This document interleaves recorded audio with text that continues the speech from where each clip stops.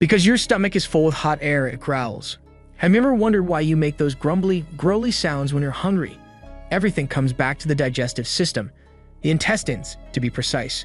When eating, these guys go through a sequence of contractions to assist move food and drink forward.